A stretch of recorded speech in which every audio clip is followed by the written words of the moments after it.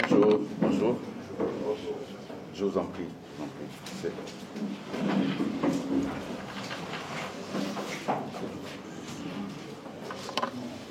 Bien, merci, mesdames et messieurs. Mesdames et messieurs de la presse, mes chers compatriotes,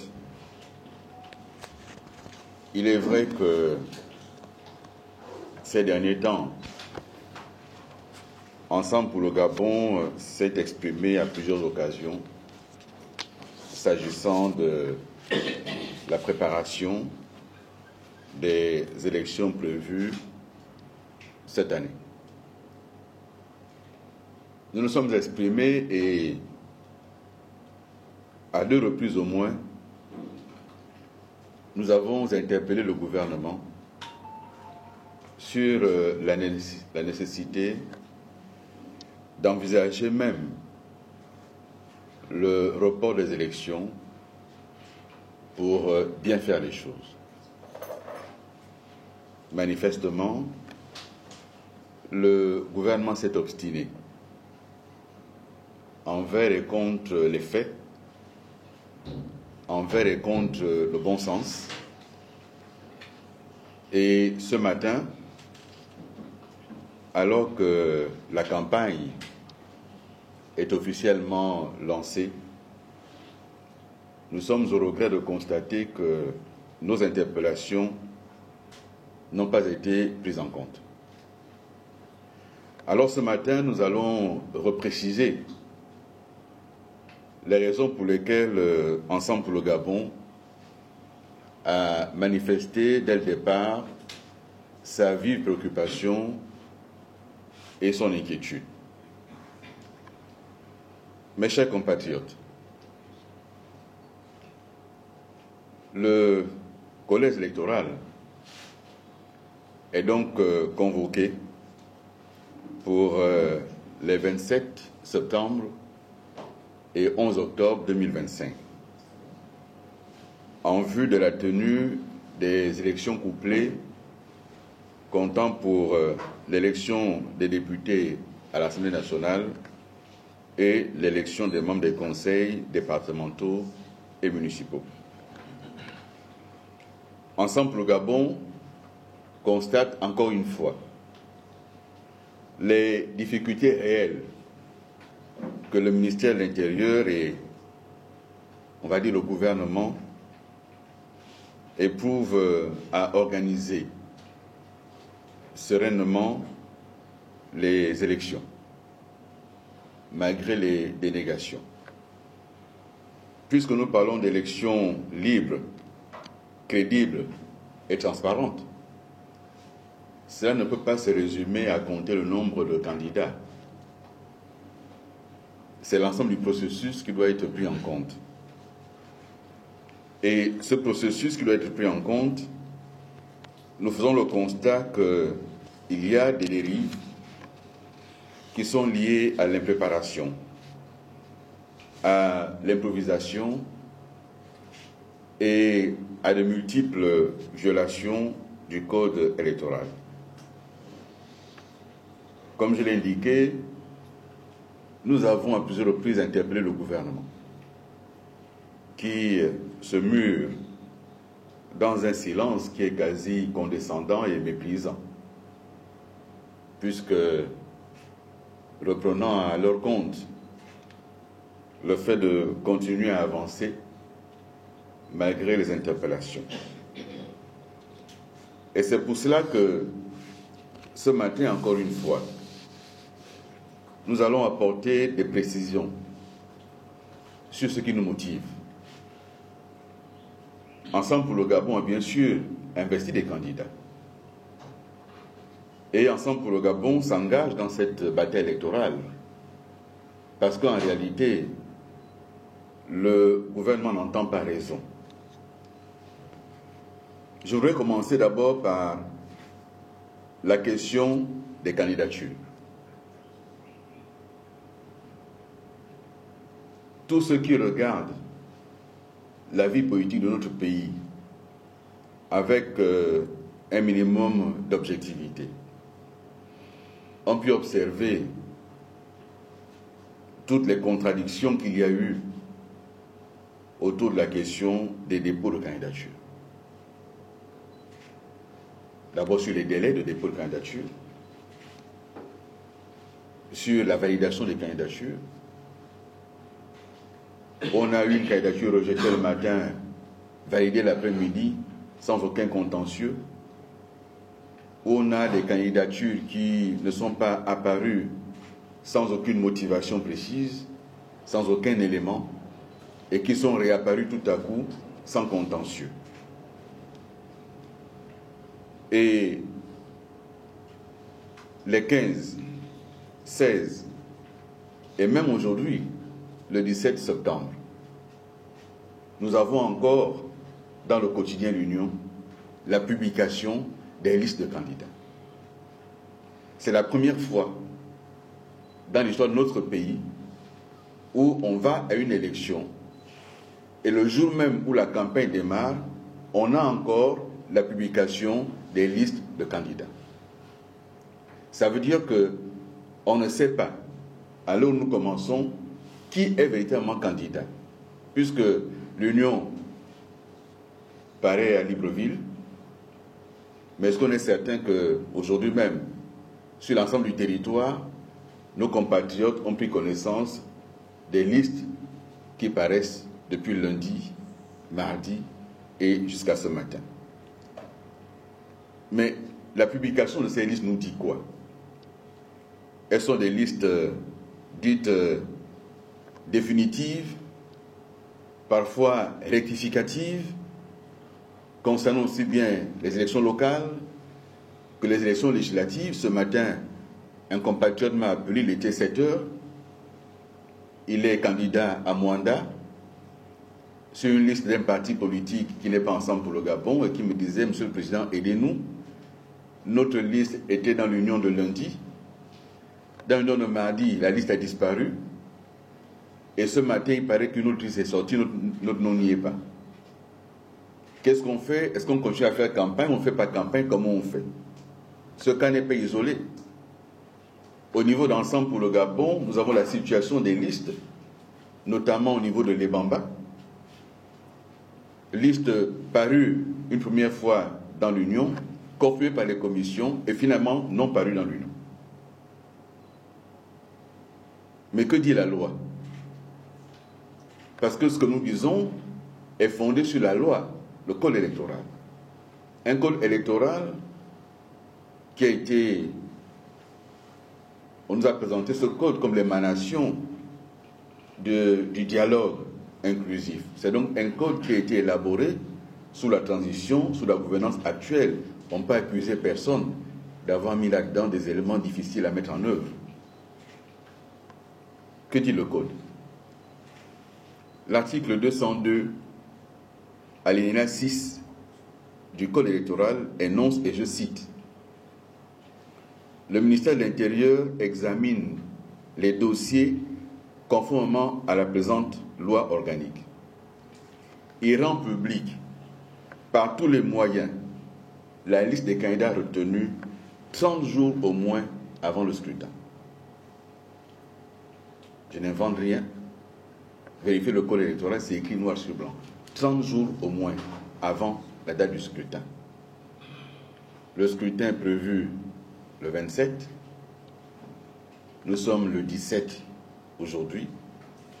Et nous avons encore ce matin la liste des candidats. Et donc l'État, le ministère, viole sa propre loi de manière manifeste.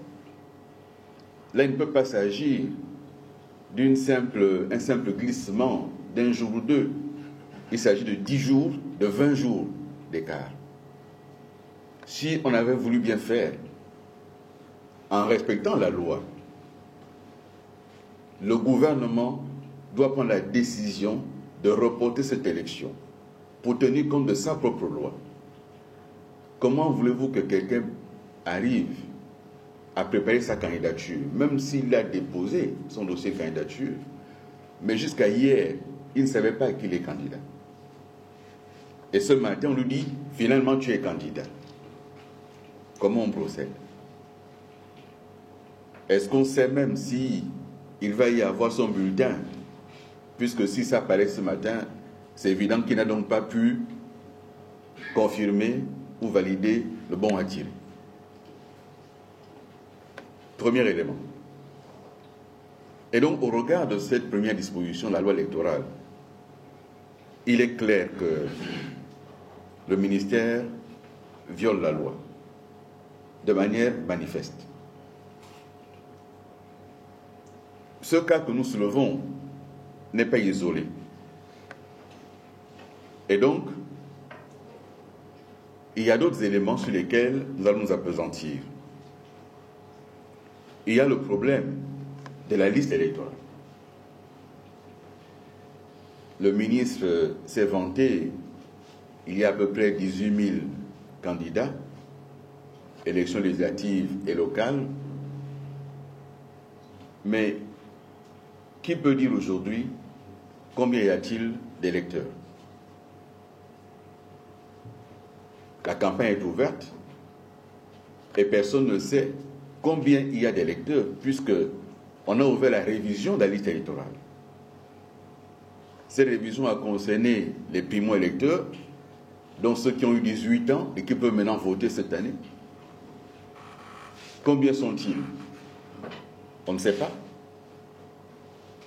Cette révision a concerné ceux qui ont changé de lieu de vote. Est-ce que ce changement de lieu de vote a été pris en compte? On ne sait pas. Cette révision a concerné ceux qui, au moment de la première opération, étaient indisponibles, étaient malades, étaient à l'étranger, étaient ailleurs, et qui peuvent maintenant s'inscrire. Que dit la loi? L'article 48, alinéa 11, de la loi organique numéro 001/2025, du 19 janvier 2025, portant code électoral précise, et je cite encore une fois, la durée de l'enrôlement est de 30 jours. Donc pendant 30 jours, on procède à l'enrôlement. Cette durée peut faire l'objet d'une prorogation dont la durée est fixée par arrêté du ministre de l'Intérieur. Cette prorogation ne peut excéder 8 jours.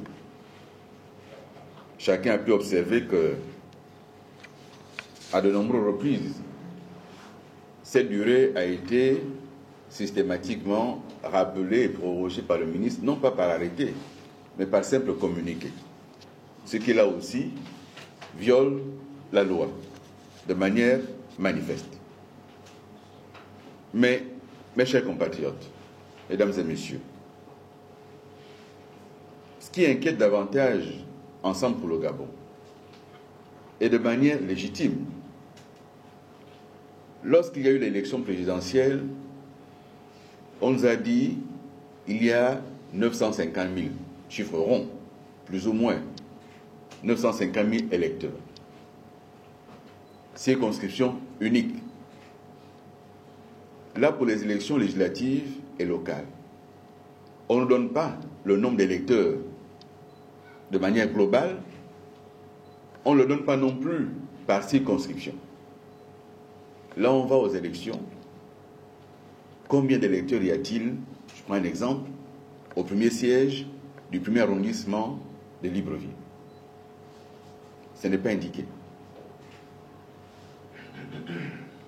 C'est une situation qui nous inquiète en raison de ce que la loi prévoit, qu'il y ait une période ou des périodes de recours où vous êtes inscrit, il faut qu'il y ait affichage de la liste, vous vérifiez si votre inscription a été prise en compte.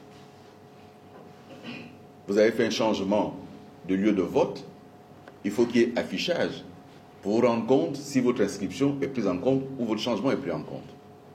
Pourquoi est-ce nécessaire? Parce que pour les candidats, pour être candidat, il faut être électeur. Imaginons que vous souhaitiez être candidat à Tchibanga. Mais la dernière élection présidentielle, vous étiez à Libreville, vous avez voté à Libreville, et vous faites un changement. Vous êtes sur une liste de candidature à Tchibanga, mais votre nom n'apparaît pas. C'est une cause d'annulation de votre candidature. Mais au moment où on lance la campagne électorale, qu'en est-il de chacun de nous ici? C'est une première préoccupation. La seconde, c'est qu'il y a des délais qui peuvent être en moyenne de 19 jours à 32 jours, selon que le requérant, l'électeur, le citoyen qui conteste, saisit soit directement le ministère, soit le tribunal administratif. Et là, nous renvoyons aux articles 51, 52, 345 et 346 du Code électoral. Légalement, il y a violation manifeste de la loi par le ministère de l'Intérieur. Nous sommes donc là, à 10 jours du scrutin. On nous a annoncé 18 000 candidats. Mais combien d'électeurs? On ne peut pas le dire. Quand est-ce que la liste électorale sera affichée pour que chacun aille contrôler? On ne peut pas savoir. Combien d'électeurs y a-t-il par circonscription? On ne sait pas. Comment, mesdames et messieurs, sur cette base-là, on peut penser qu'on s'oriente vers une élection qui soit transparente et crédible? La transparence, il y a combien d'électeurs? La transparence, qui est candidat? La crédibilité, c'est le respect de la loi. Mais dès l'instant où manifestement la loi est violée de façon flagrante, est-ce qu'il peut y avoir crédibilité? Je parlais tantôt de la question de la validation du bon à tirer. Vous êtes candidat à l'Ebamba. Et ce matin, dans l'Union, après différentes démarches, vous découvrez que votre candidature est retenue ce matin. Le bon à tirer, il faut se rendre à l'Ebamba. D'abord, vous ne savez pas si finalement multiplex a tiré votre bon, puisque ce n'est qu'aujourd'hui qu'on sait que vous êtes candidat. Donc, comment on fait? Il y a donc des risques qu'il y ait des candidats qui se retrouvent avec des bulletins de vote qui ne portent pas leur photo, qui portent une mauvaise photo. Ça n'a pas été validé. Il y a des risques qu'il y ait des candidats qui se retrouvent sans bulletin de vote. Ça existe, puisque les délais ne sont pas respectés. Et si on doit ajouter, mesdames et messieurs, la question du financement des campagnes électorales, il faut bien qu'on en parle. Il y a des candidatures.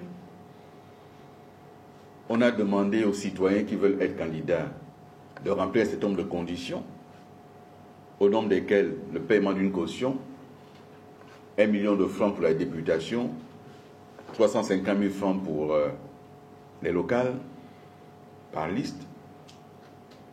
Mais que dit l'État sur le financement des campagnes électorales? Les compatriotes qui vont en campagne aujourd'hui et qui ne sont pas, eux, dans les deux partis présidentiels, PDG, UDB, UDB, PDG, blanc, bonnet, bonnet, blanc, ceux qui ne sont pas de ces partis-là, ils vont en campagne comment? Ceux qui sont candidats indépendants,